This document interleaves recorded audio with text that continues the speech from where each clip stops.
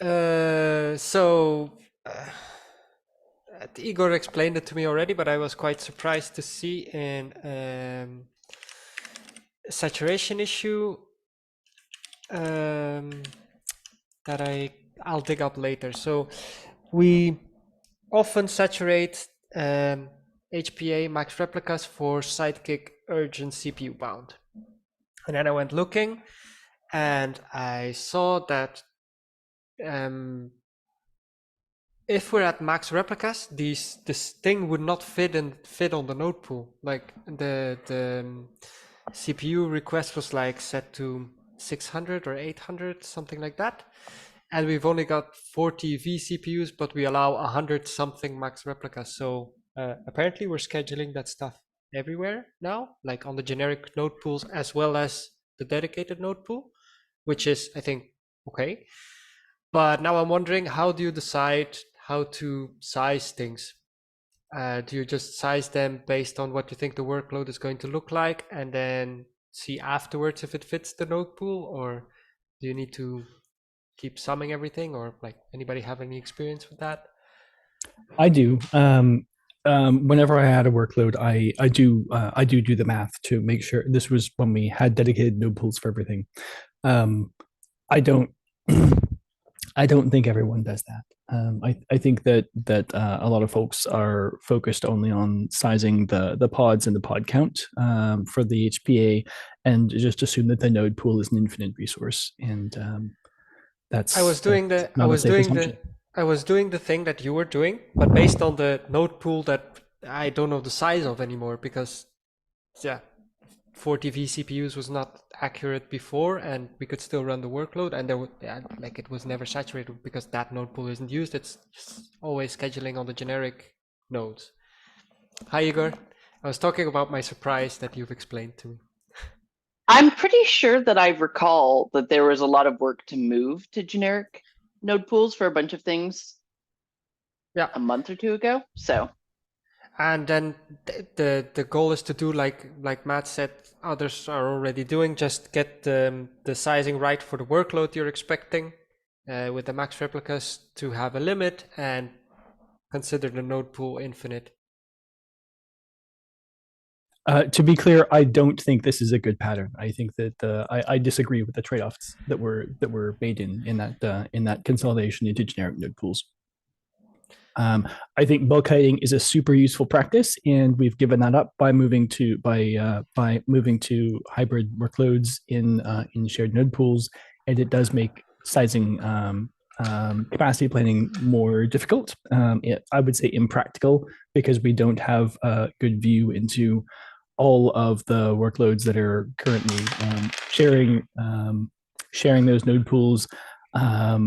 And just as a closing note, I'll comment that the two resources that Kubernetes uses for scheduling, that being CPU and memory, are not even close to the only resources that can be contended at a machine level. And this is one of several reasons that I thought that the isolation boundaries of having dedicated node pools provided a wonderful insulation, so that you don't have problems like what we observed with. Sorry, I'm going on a tangent. Having isolation boundaries is useful. We've given that up by moving to generic node pools. This is also why we are not moving to generic node pools for certain very sensitive workloads like Redis. Just to kind of highlight that aspect. And the other side of the coin is, not advocating for either side because I don't know enough, but the other side of the coin is that you can use the nodes more efficiently because you can fill them up based on the single two resources that it uses for scaling. You can fill them Yes, up more efficiently. you can bin pack more tightly. That doesn't necessarily mean more efficiently. Yeah. Yes. Yeah. Okay. More pods on a node doesn't mean the node Yes. is utilized Exactly. efficiently. Yes. Yeah. I just wanted to highlight the. Yeah. It's optimizing for one specific set of criteria, and those may not match our preferred criteria.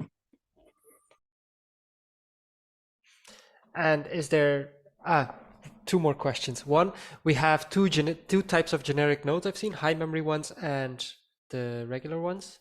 Why is that? Because sometimes we have a workload that is requesting more memory than would fit on a normal one?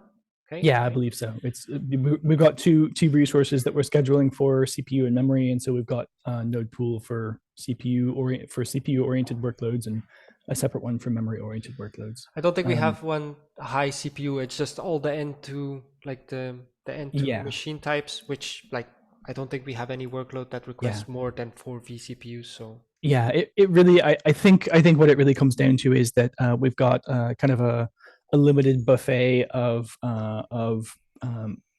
machine types, in other words, VMs, and the ratio of CPU of gigabytes of memory per vCPU is different for the two types of VMs that we're using in these two generic node pools. So it's really kind of saying if we've got pods that want a relatively large amount of memory per vCPU of expected consumption, then we'd prefer to schedule them onto the nodes that have a larger ratio of memory to CPU. Basically, that's the theory. We need to put Prometheus somewhere, right? But we didn't want a dedicated node pool, so we made it a generic one for Prometheus. This is a complete change of subject, and I don't need anyone to answer it now, but is there a reason that we don't ever use custom custom machine types in GCP? That's a great question. I think some of the machine families have a fixed ratio and some of them don't. If you're talking about like adjusting the ratio of memory to CPU. I mean, as far as I'm aware, you can do a lot of just go to GCP and set up whatever kind of machine you want. And create. You can mix and match. Yeah. I can answer for Redis. In Redis, we use C2 instance types because those have the fastest single-threaded CPU performance. And for C2, custom instance types are not supported. Okay, that makes sense. We did use some custom instance types, I believe, when we were still running. Those awful Bastion hosts were. Yeah, so when more stuff was running on VMs, we did. Okay. I don't know if that's even possible to do with Kubernetes node pools. Probably. I don't know if it makes sense for us to do, though. Probably not. It was just a question. Sorry, Bob, for completely derailing. Yeah, I had one more question, but I forgot it. It's all my fault. What things are we going to, like, besides Redis? What things are we going to keep on dedicated node pools? What I think I'm asking is there an issue that this work is ongoing in that I can follow along and like maybe understand? Speaking just for myself, I really didn't have the stamina to follow it, so I can't answer your question. I'll try to find it and link it from the doc.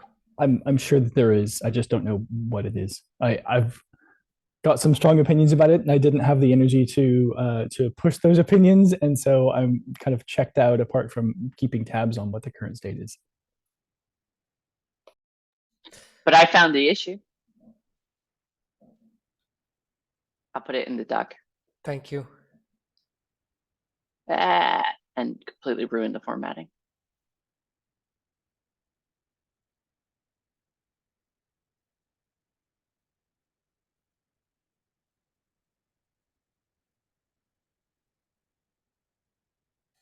Matt, you wanted to show us some flame graphs?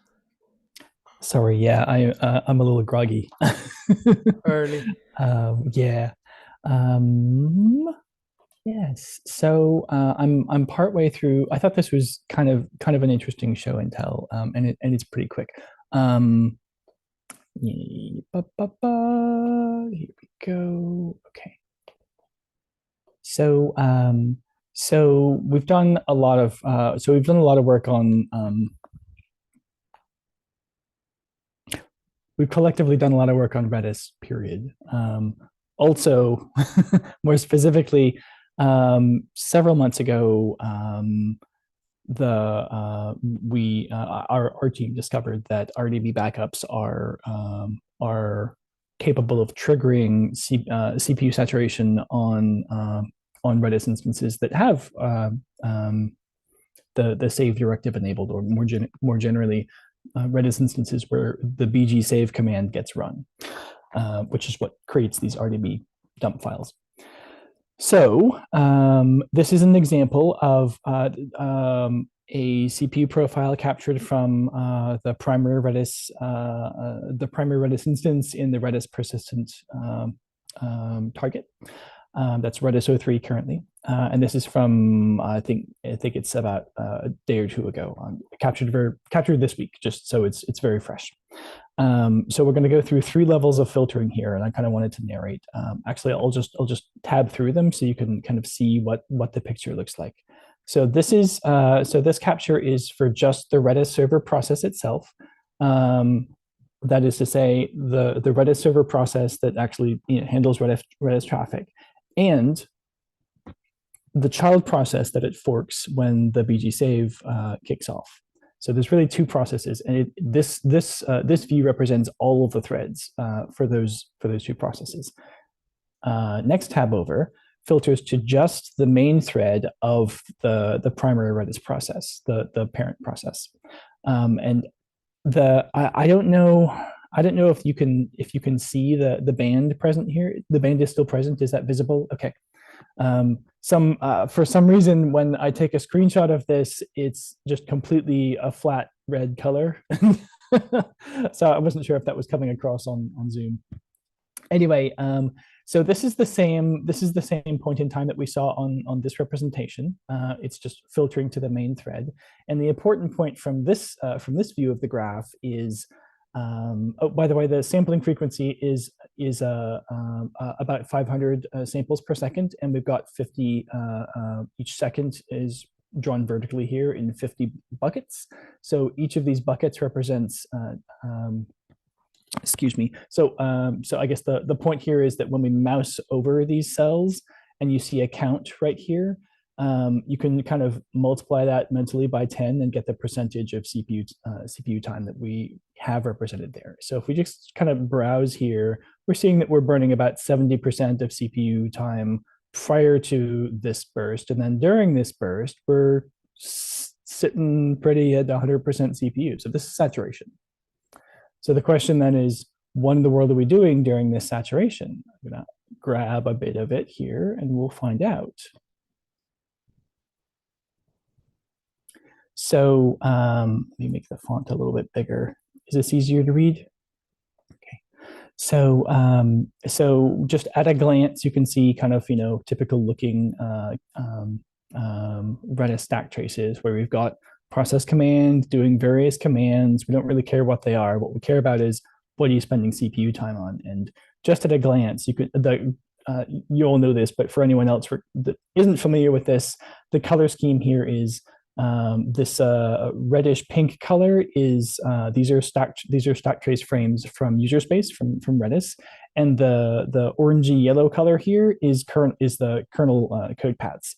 So you can see, kind of just picking on this example here, that we've got some stack frames in Redis. This is Redis's main thread calling its event loop, which is AE main, which calls process events, which is handling requests from clients, and it's making a system call, and that system call is the read syscall, and it turns out that's reading from a TCP socket, and we can infer that this is a TCP socket where it's receiving client requests because the call path was read query from client. So that's just kind of a super quick tour of what we're looking at in general on this in general for these stack traces. But the piece I really want to focus on here is when we do page faults. So a page fault means the process is trying to access a page that's not ready for it, that kernel has flagged as this page is not ready for user space to consume, and so kernel has to do something to make that page ready.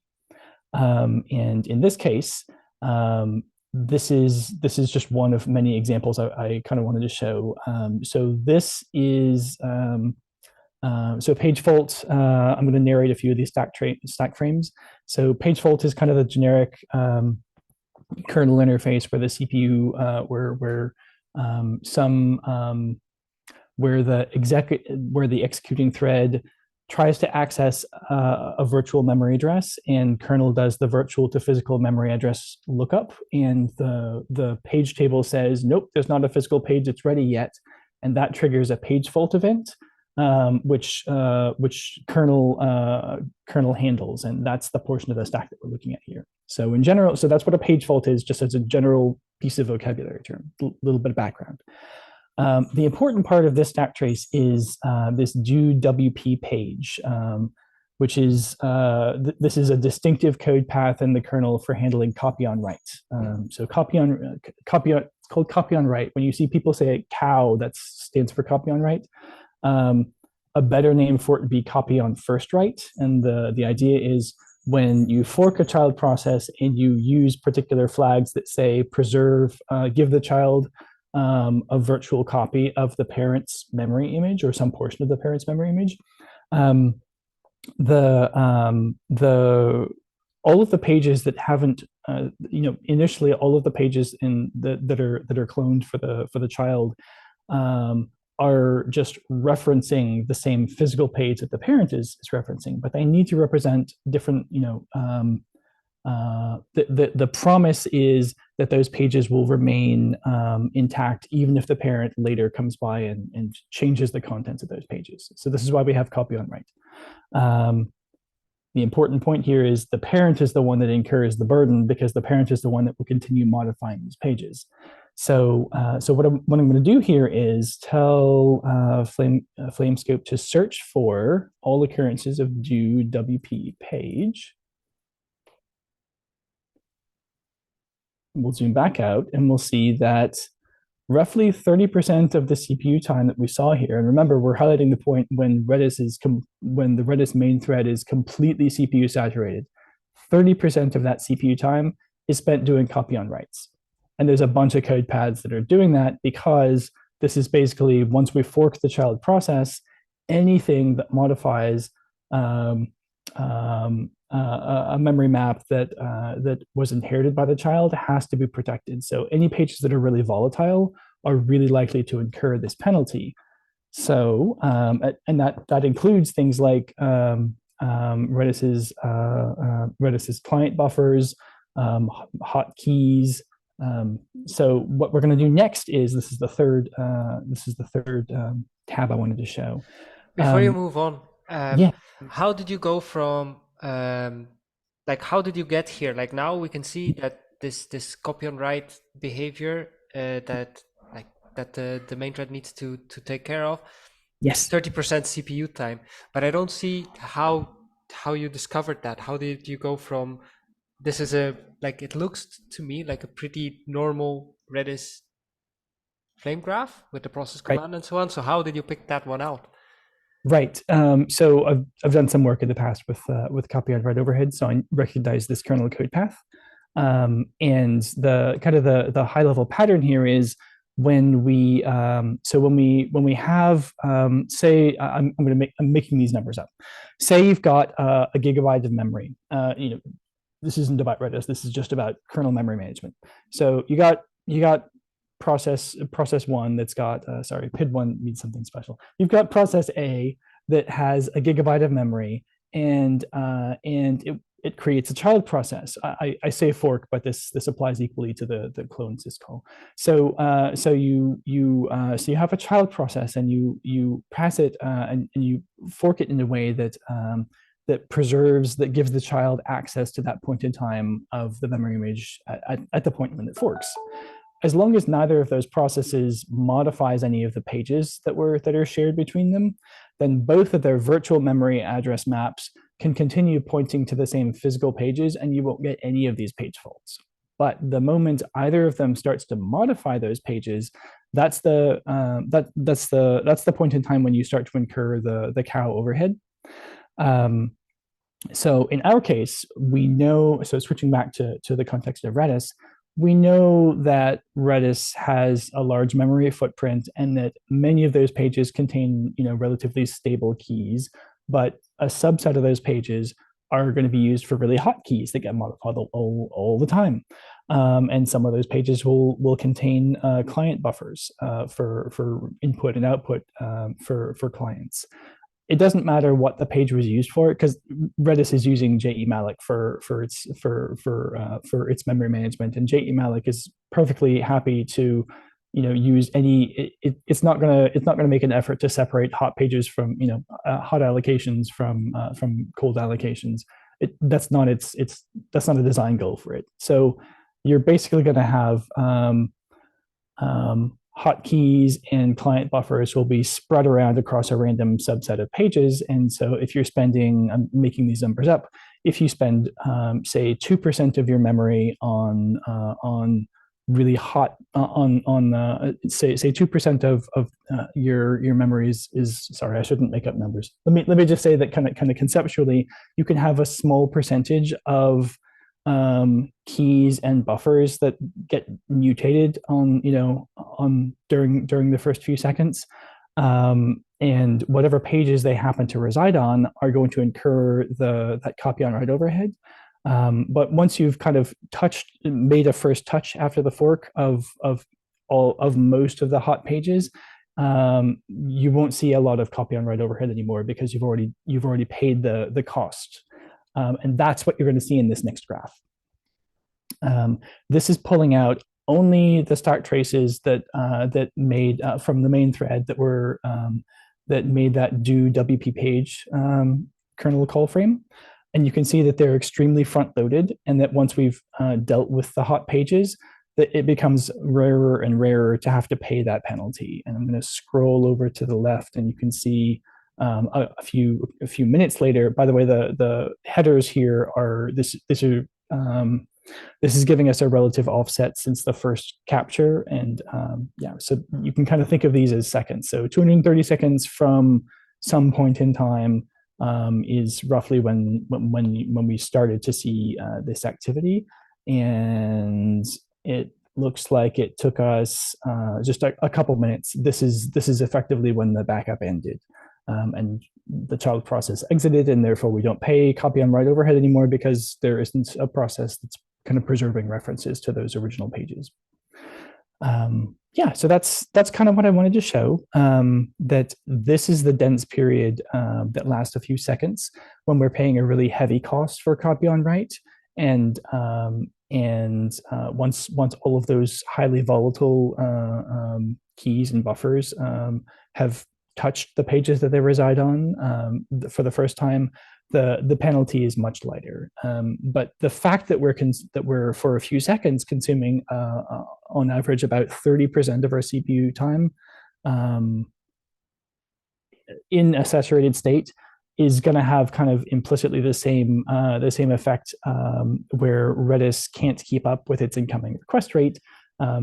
Response rate falls below request arrival rate. Clients perceive this as slowness, and because most of our clients are Puma, I think that implicitly means that each Puma worker process is going to kind of rapidly approach its maximum number of threads. So if it was previously running two Puma threads and its max is set to 4, it's going to bump that up to 4. And that's going to manifest as the new threads needing to open new connections to Redis. And we see that as, do I still have this open? Maybe. Yes. And that's going to result in new incoming connections, which we can see here during every one of these events. So each one of these is an RDB backup, and we can see a spike in the connection count, in the incoming connection rate, and the same spike in the open connection count. I'm mentioning this mainly because beyond this few seconds when we have heavy copy on write overhead, the following few seconds with a little bit of overlap also contain a lot of overhead for accepting incoming connections from clients. So that kind of extends the CPU saturation by a couple more seconds than what we're seeing in this flame graph. But altogether, that's still only representing maybe like, 5 or 6 seconds of CPU saturation on the main thread. I'm going to switch back to the actually this it's easy to see here as well, even though this isn't just the main thread. You can see this really is only spanning about 5 seconds or so in this particular example.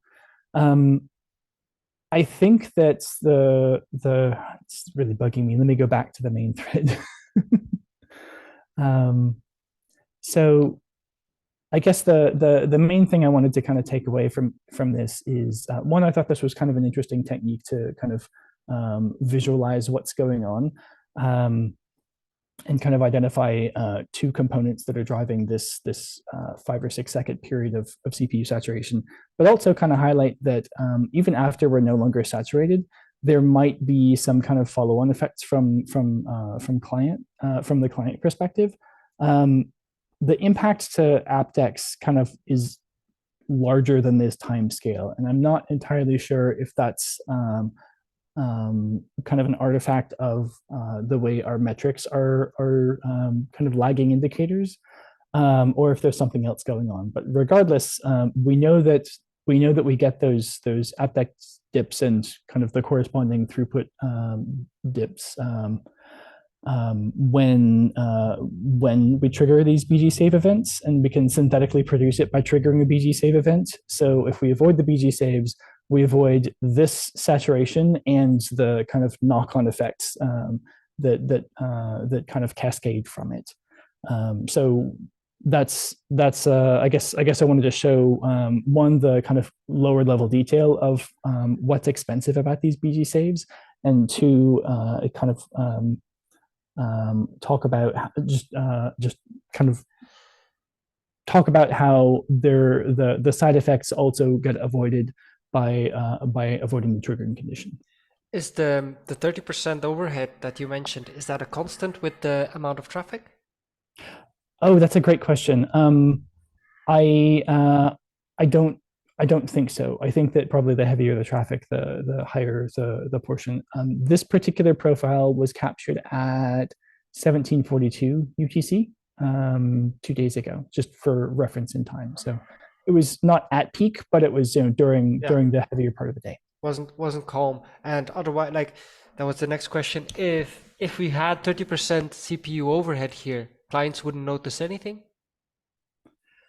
Oh, right, like headroom, sorry. If we had 30% headroom. That's a great question. I think that's true. Like I think that it would affect latency, but I don't it would affect it on a time scale of microseconds. So yeah, I don't think clients would notice. This only matters because there's a lot of them happening. So yeah. I think the one thing that you mentioned, 5% of fully CPU saturated, but the effect goes on longer. I think that's probably because it's 5 seconds like fully saturated, but it's still pretty busy right after until we've paid most of the cost of the copy on the right. So I think so, yeah. It drags on a little bit longer after the saturation because it's still pretty hot at that. Yes. Yeah, I think that's plausible too. Yeah, I just I try to be